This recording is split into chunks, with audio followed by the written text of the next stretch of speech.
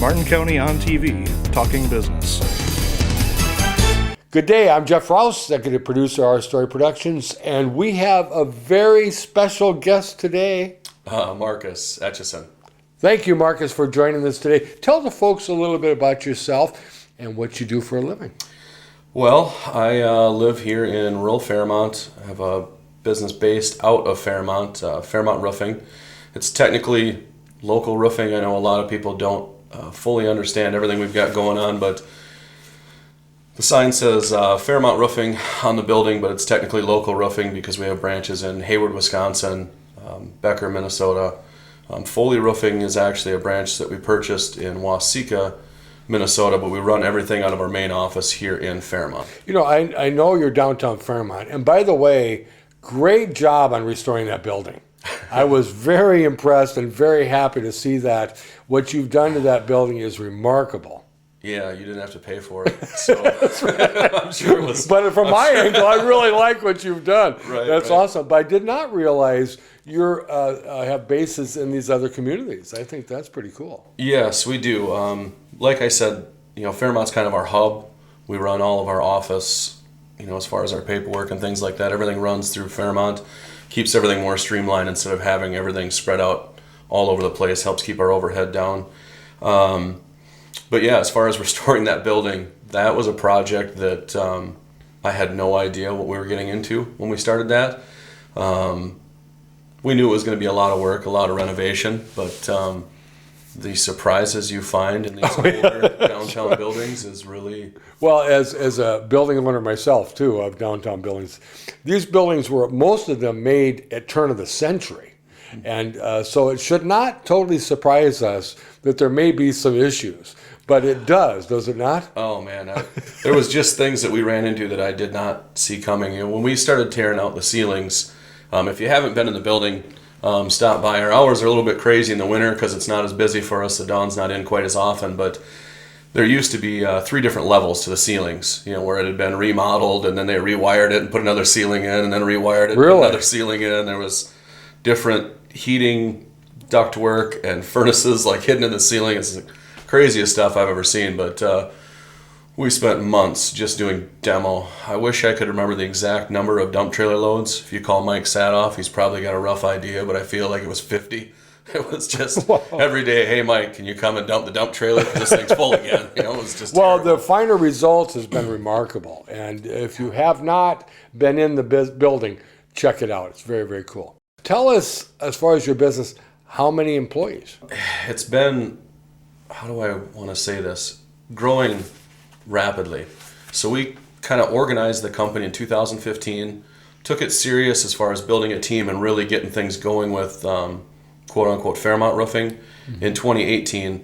And we would have started with Jessica doing a lot of the the back office types things. Dave was a project manager. Dylan started doing sales, and we had a few college guys. Zach Johnston, who's currently our operations manager, started out as an installer, at that time. Sure. Those first 6 or 7 people, I think we still have 3, Jessica, Dylan, and Zach, that are all kind of part of our, core group of the company. Now I believe as of today, we probably have 20 staff members. Wow. This time of year. Some of the guys are, sales, some guys are maybe seasonal right now with it being in the middle of winter. We're not going too crazy, but when we bring in all of our subcontract labor and everything, in mid-season, we could have as many as 50 people on staff running around. It gets wild during the summertime. I can imagine. And you do more than just roofing, because I know firsthand we had some awnings and different things done. Yeah, we do mostly roofing. Stone-coated steel shingles is it's one of our niches. That's what I put on my own personal home. We do asphalt shingles. We do sheet steel, whether it's ag steel, standing seam steel. Gutters is a big part of our business. We've got a gutter crew that'll go full-time once it warms up, that we run in-house. And then we do dabble into some other products. We're a fully licensed building contractor, so we can do everything legally, but we try not to do it all. Sure. We're trying to get really good at a small niche and just do that is what we're working on now. We're tremendously pleased that you're downtown and brought such a business to town. And we also are aware you're very involved in many different things in the community and a big supporter of our community. We appreciate that.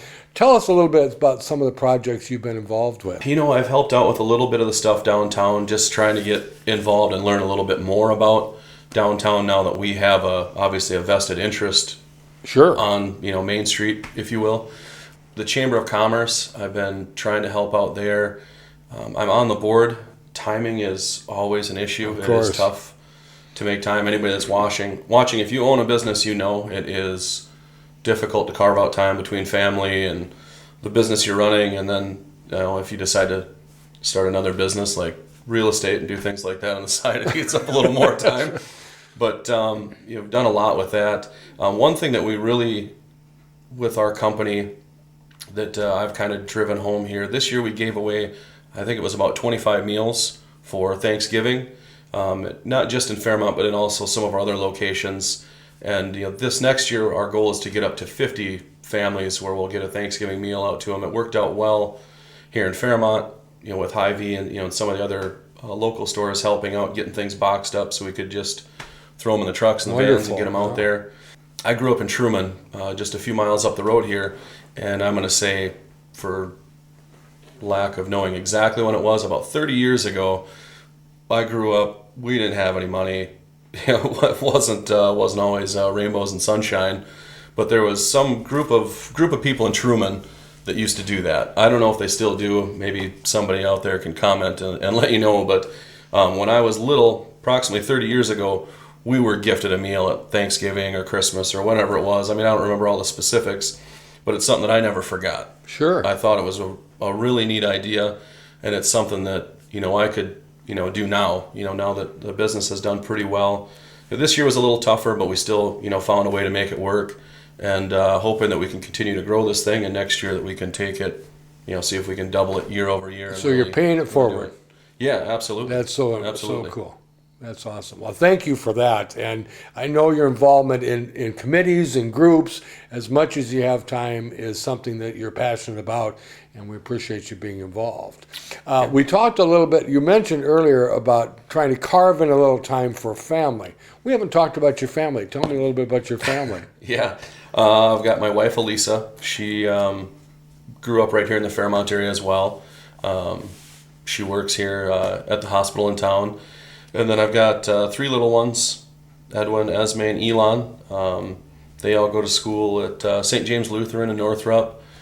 We try to get them active. My wife and I were both athletes when we were younger, and it's different. I don't know anybody watching. It just is crazy how different it is that my kids want to be YouTubers, or they want to be professional gamers. Like when I was little, it was, hey, get on your bike and go to the pool, go play baseball at the park or whatever it is. We played sports all the time. With our kids, it is more difficult to get them active. Like wrestling is a big thing for me. I love that. Love the sport of wrestling. I try to, help support that as much as I can, and try to nudge my boys gently in that direction as best I can. Sure. But that's a work in progress. With Elisa, she was big into gymnastics, so she's tried to get Esme to do that. And those are the types of things that we look back at our childhood, the things that we really loved, and maybe our kids won't be into the same stuff, but we're working on it. It definitely has changed for all of us, and go a generation farther back. Mm-hmm. For many generations, it pretty much stayed the same. Mm-hmm. Where our kids, your age, mm-hmm. were involved in sports and activities in school, and now it's more the grandkids and kids your age that aren't necessarily into that like they were because of gaming and computer, and maybe I'm old-fashioned, but they're missing out on a great way of life. I think they are. We keep nudging them that way because it's what we know, it's what we loved. But if you ask Edwin, he's going to tell you that he loves his little VR headset, and he loves Roblox and of course Minecraft and whatever else he's playing. He's just living the dream, watching YouTube videos of kids playing games, and it's like, man, how can that be any fun? And then I'll be watching the World Poker Tour on TV, watching somebody else play games. So I don't know. Maybe it's all what we relate to, right? Yeah. I understand you wrote a book. You have time? You wrote a book? Yeah, it was. Took time. Oddly enough, I went in to read to my daughter's class at school one day, and trying to pick out a book that related to me to read to the class. Couldn't find it. Anybody can write a children's book, just in case you're wondering out there. It only took me minutes to kind of break down a storyline, pencil it out, and then I realized I can't draw. I'm a dirty roofer.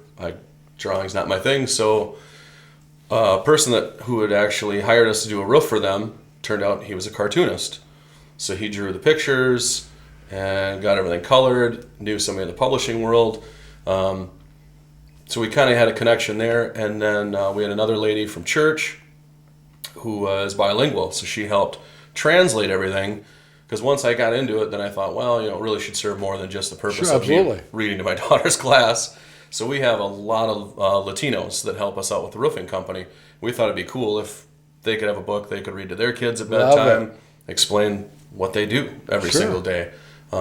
There's always books about policemen, firemen, whatever it is. Well, nobody writes a book about a roofer. Right? Dad's a roofer. That's not a thing. So that's what we did. We got it translated, got everything drawn up, got them printed. I don't even know where we have them listed for sale or anything.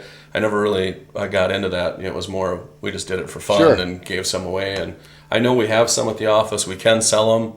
We just haven't really pushed it. It's been more of a fun project just for the kids than anything. Well, that is awesome. So that's going to look good on the old resume too. Yeah, I guess Author.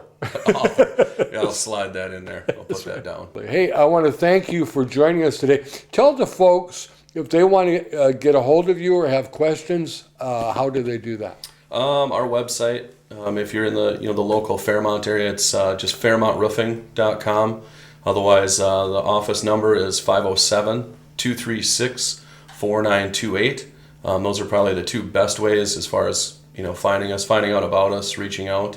Otherwise, just look for the two-slice toaster vans, as we affectionately call them. You'll see Troy and Jeremy and Derek running around in these beautiful little ProMaster two-door vans, all wrapped up with Fairmont Roofing. And we're starting to shift that way from the trucks, just from a cost standpoint. The trucks are not very economical. Yeah. So the two-slice toaster vans, watch for those. They're coming in hot. And they also can come in and check out your building. Oh, absolutely. Our office is located, we actually have two doors. I don't know if it used to be two buildings at one time. Couldn't tell you in the remodel. It got wild, but it's 77 and 79 Downtown Plaza here in Fairmont, across the road from the Sentinel and El Agave. You bet. Here in downtown. Great location. Again, thrilled to have you downtown. Hey, Marcus, thank you so much for joining me, and thank you for watching Talking Business. We'll see you next time. Martin County on TV, Talking Business.